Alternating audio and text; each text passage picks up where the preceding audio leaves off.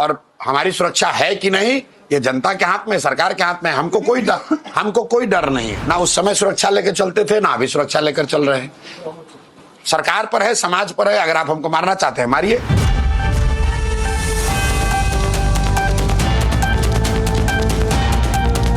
आम आदमी की राह पर चल चुके हैं प्रशांत किशोर। और वो जैसे केजरीवाल शुरू में कहते थे कि मुझे कुछ नहीं चाहिए, मैं एक गाड़ी पे घूमूंगा, वैसे ही प्रशांत किशोर भी नजर आ रहे हैं। नमस्कार, मेरा नाम कृष्णा कुमार है। आपने देखना शुरू कर दिया है एकदम कड़क। देखिए, प्रशांत किशोर ये कहते हुए नजर आ रहे हैं कि मुझे जो है कोई सिक्योरिटी नहीं चाहिए, मुझे 2 राज्यों से Z+ सिक्योरिटी मिल रही है, लेकिन मेरी जो सिक्योरिटी यानी सुरक्षा की जिम्मेदारी है वो राज्य सरकार की है। आपको बता दें कि केजरीवाल भी कुछ ऐसे ही करते हुए अपने शुरुआत के दिनों में आ रहे थे। जब उन्हें भी ऐसा कुछ बोला जाता था तो वो बोलते थे कि मैं जो हूँ आम आदमी की तरह जीऊँगा, मुझे कोई गाड़ियों का शौक़ नहीं है, मैं एक शॉर्ट पैंट में ही चल जाता हूँ, मुझे कोई बंगला नहीं चाहिए।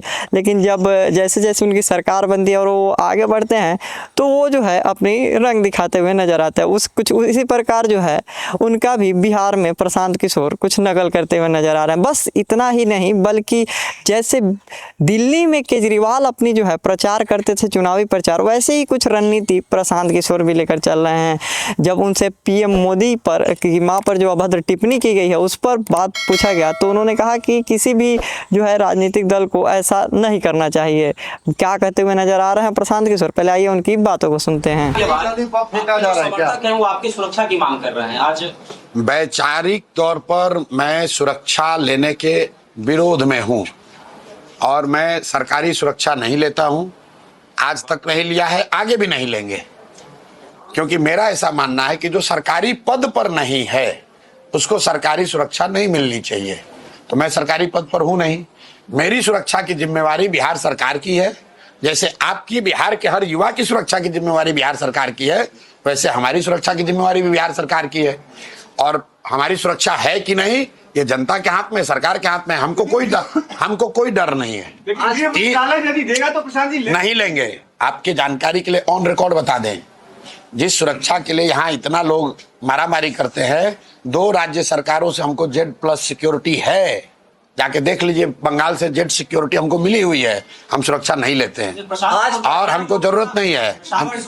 लोकप्रियता कहीं ना कहीं लोगों के मन में नहीं भाई, ऐसा है, अप्रिय घटना होगी तो सरकार जिम्मेवार होगी।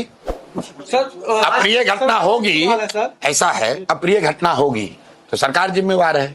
भीड़ लग रही है, ट्रैफिक जाम हो रहा है तो उसके लिए सरकार जिम्मेवार है। हम जब गांव में गए 10 आदमी थे तो भी यही बात कह रहे थे। आज 10,000 आदमी आ रहा है तो यही बात कह रहे हैं। ना उस समय सुरक्षा लेकर चलते थे, ना अभी सुरक्षा लेकर चल रहे हैं। सरकार पर है, समाज पर है। अगर आप हमको मारना चाहते हैं मारिए। जो व्यक्ति भी पद पर बैठा है वो सिर्फ नरेंद्र मोदी व्यक्ति नहीं है, किसी दल के नेता नहीं, वो देश का प्रधानमंत्री है, देश के प्रधानमंत्री है। उनके माँ को गाली देना सार्वजनिक मंच से, ये कहीं से भी सही नहीं है। और अगर किसी ने दिया है तो उस पर कार्रवाई होनी चाहिए। जिसके मन से दिया गया है उनको माफी मांगनी चाहिए, नहीं करना चाहिए। आप राजनीतिक विरोध है, विरोध होना चाहिए। नरेंद्र मोदी जी के कार्यक्रमों का विरोध हम लोग कर रहे हैं, सभा से कर रहे हैं, रोज कह रहे हैं कि मोदी जी वोट बिहार में ले रहे हैं, फैक्ट्री गुजरात में लगा रहे हैं।